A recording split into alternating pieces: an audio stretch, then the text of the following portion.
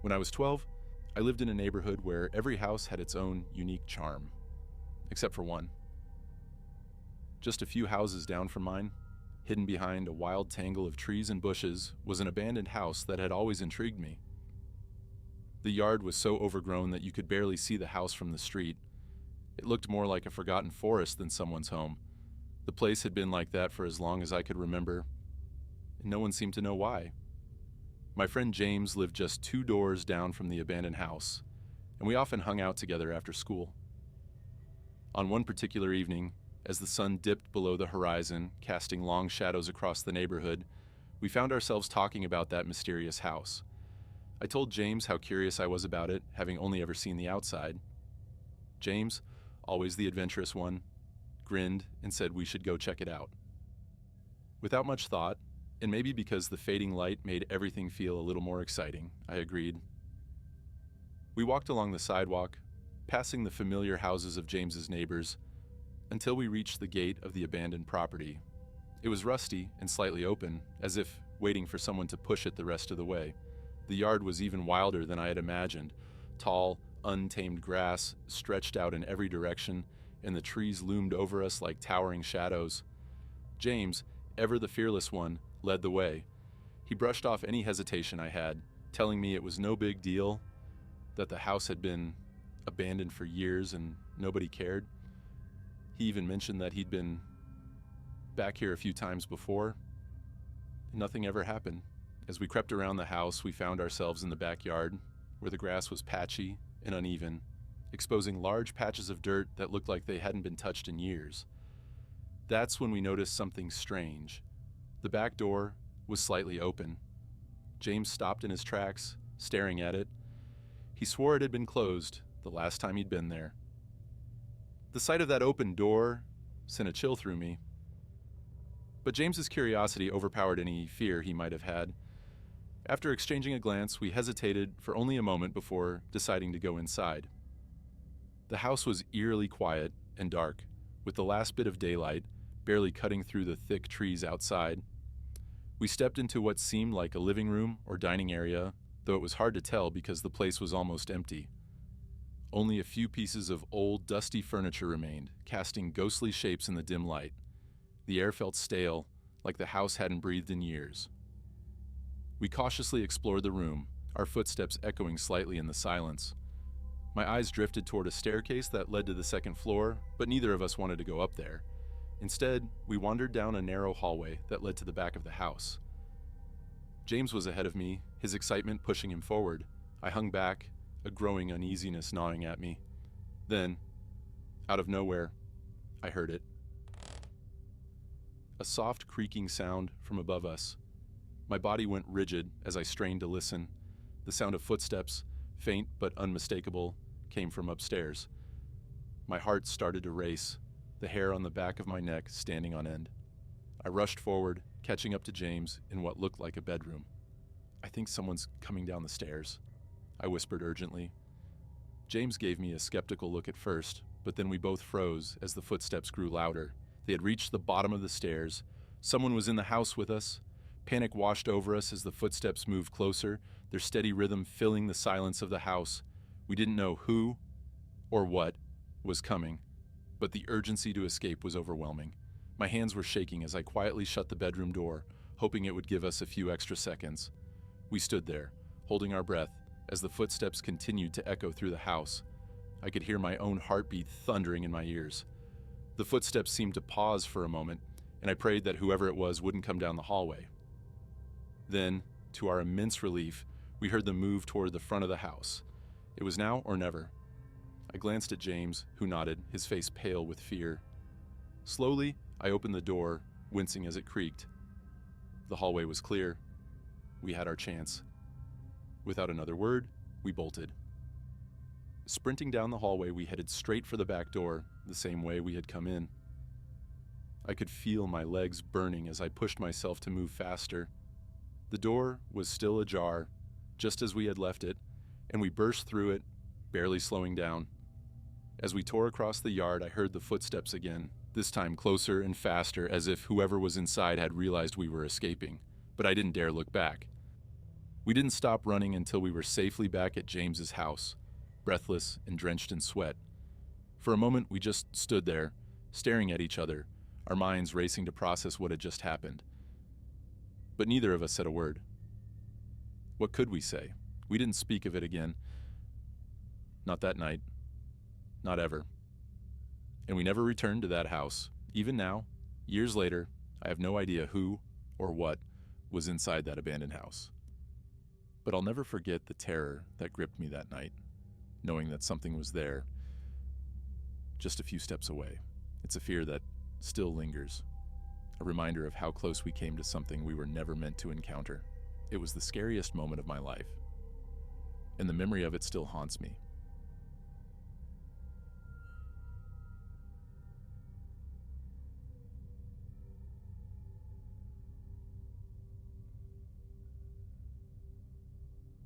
When I was 20, I was still living with my parents in the neighborhood where I had spent my entire childhood.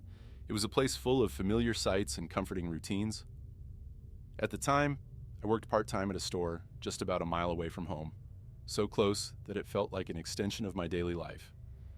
One day, my car unexpectedly broke down, leaving me without a way to get to work. With no other option, I decided to walk the distance until my car could be fixed. The walk itself wasn't too bad, but it forced me to take a route I wasn't used to.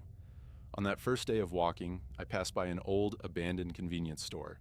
It had been closed for years, but as I walked by, it stirred up memories of when I was younger, times when the store was still open and full of life. The cracked windows and faded sign were a stark reminder of how much time had passed. But despite the rush of nostalgia, I didn't think much of it and continued on my way to work, unaware that this walk would be far from ordinary. On my way home that evening, I couldn't shake the image of the old convenience store from my mind.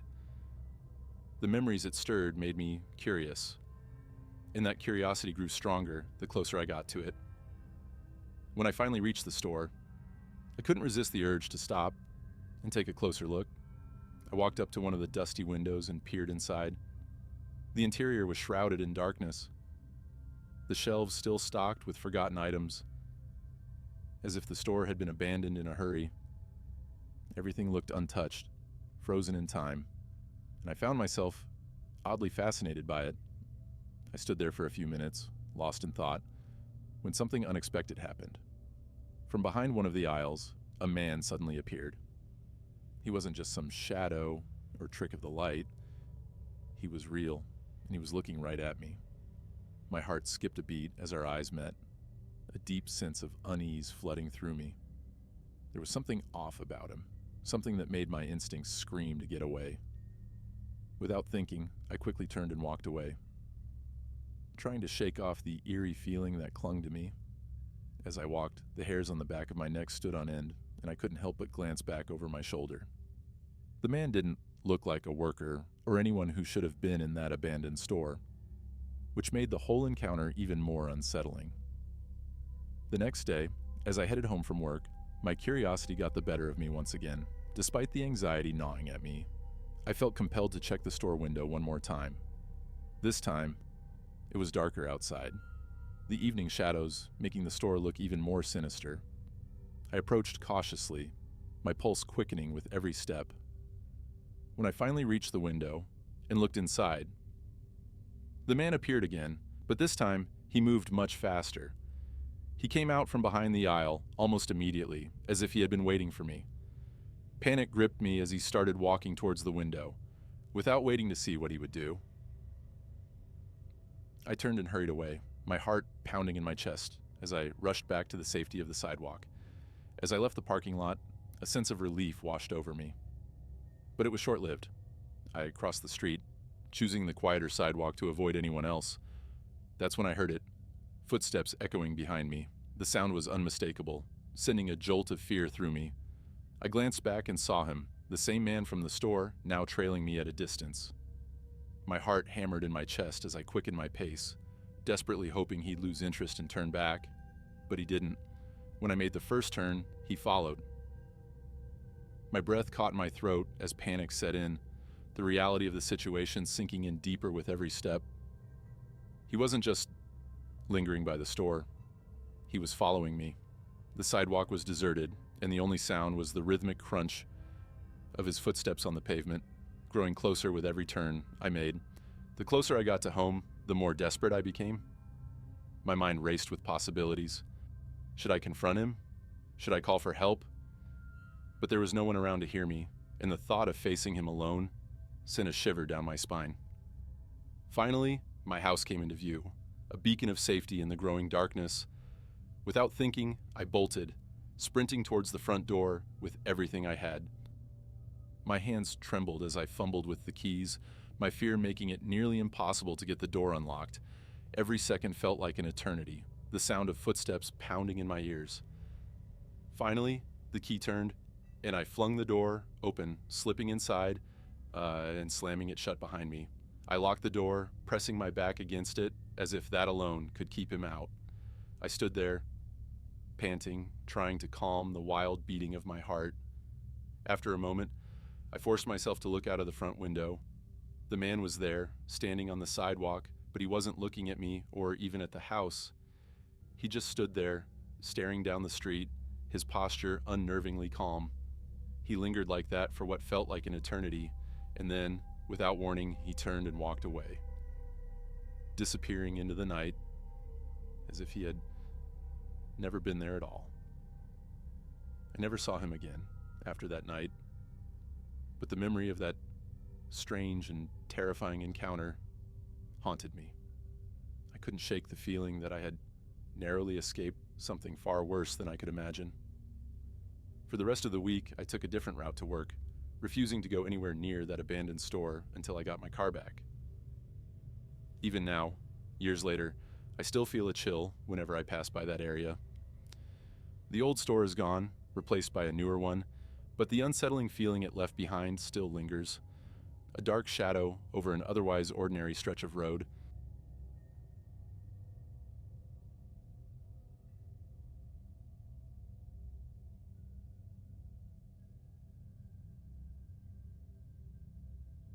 This happened back when I was around 8 or 10 years old, living in a small neighborhood that ended in a quiet cul-de-sac. It was the perfect place for a bunch of kids like us to spend our evenings playing together. We were a tight-knit group, all of us living in the houses that circled the cul-de-sac, except for maybe 2 or 3 homes. One of those houses, sitting right at the end, was abandoned. Everyone in the neighborhood knew it, but nobody really knew why. It was an old, weathered house that seemed to have been empty for as long as I could remember. Its windows dark and its paint peeling away like dead skin. One night, as the sun dipped below the horizon, we decided to play hide and seek. The entire cul-de-sac became our playground, and the air buzzed with excitement. One of my friends stood in the middle of the street, covering their eyes and counting loudly, while the rest of us scattered like marbles, searching for the best hiding spots. As I looked around for a place to hide, my gaze landed on the abandoned house. An idea sparked in my mind. If I hid behind that old, creepy place, no one would think to look for me there. I felt a mix of thrill and unease as I realized it was the perfect spot. So, feeling a bit too clever for my own good, I darted towards the property, my heart pounding with anticipation. I slipped into the overgrown backyard, where the shadows seemed to stretch on forever, and crouched down behind the corner of the house, convinced I had found the ultimate hiding spot. The backyard of the abandoned house was even creepier up close than I had imagined. The grass was tall and wild, tangling around my ankles as I moved, and the air felt heavy with the smell of damp earth and decay. The yard stretched farther back than I expected, fading into a dark line of trees that marked the beginning of a dense, ominous patch of woods. As I crouched behind the corner of the house, I felt a strange mixture of excitement and dread. I was sure that no one would find me here. Minutes ticked by, and the distant sounds of my friends searching only confirmed what I already knew. I had picked the perfect hiding spot. But then, something urged me to turn around, a prickling sensation at the back of my neck that I couldn't ignore. And that's when I saw him. At the edge of the woods, barely visible in the fading light, stood a man. He was large, his broad frame half hidden by the shadows, but what I could see of him made my blood run cold. He was staring directly at me, His eyes locked onto mine with an intensity that made my heart pound in my chest.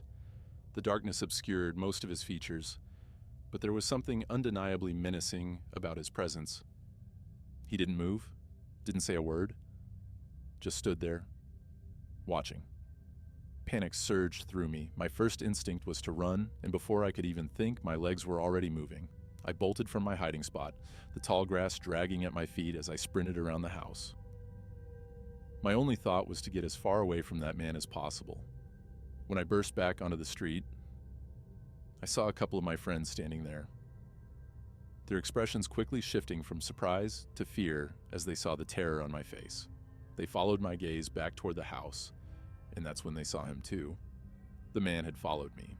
He was now standing at the side of the house, partially hidden in the shadows, but clearly visible enough to send a wave of panic through all of us. In that moment, any thoughts of the game vanished. We all turned and ran, our fear driving us back to our homes as fast as we could go. My heart raced in my chest, my mind filled with the image of that man, standing silently in the darkness, watching us flee. That night, I couldn't shake the image of the man from my mind. Every time I closed my eyes, I saw him standing there, his dark silhouette watching me from the edge of the woods. The fear clung to me like a shadow, but I was too scared to tell my parents what had happened. I just wanted it all to go away. So I climbed into bed, hoping that sleep would erase the memory. My bedroom was at the back of the house, with a window that faced our quiet, empty backyard. I usually found the view comforting, but that night, the darkness outside felt like it was pressing in on me. Eventually, exhaustion took over, and I drifted into an uneasy sleep. Sometime in the middle of the night, a soft, repetitive sound woke me up. It took a moment for my groggy mind to realize that the sound was coming from my window. Someone was knocking. Confusion quickly turned to terror as I remembered the man from earlier. My heart pounded in my chest as I forced myself to look up. And there he was. The same man from the abandoned house stood just outside my window, his face inches from the glass, staring in at me with those same cold, unblinking eyes. He was so close that I could see his features clearly in the moonlight. His skin was pale and stretched tight over his skull, his eyes sunken deep into their sockets, and his mouth twisted into a grim, almost hungry smile. I couldn't breathe, couldn't move. All I could do was stare back, paralyzed by fear. Finally, something inside me snapped, and I bolted out of my bed. I ran straight to my parents' bedroom, my feet barely touching the floor. I pounded on their door with all the strength I had, my panic spilling out in gasping sobs. When they finally opened the door, I could barely get the words out, but they knew something was terribly wrong. By the time we got back to my room, the man was gone. My dad rushed outside to check the yard, but he didn't find anything. No footprints, no sign that anyone had been there at all. My mom called the police, and they arrived a short while later. They searched the area, but there was nothing they could do except to just take a report and reassure us that it was probably just a prank. The next day, I confided in one of my friends about what had happened. As I described the man at my window, I watched the color drain from her face. She hesitated, then admitted that she had seen the same man at her window that night too. He had been staring at her, just as he had stared at me, before disappearing into the darkness. We never saw the man again after that night, but the memory of his eyes, cold and empty, watching me through the glass, has never left me. Even now, when I look out of a darkened window, I half expect to see him standing there, waiting, watching, and I still feel that same chill crawling down my spine.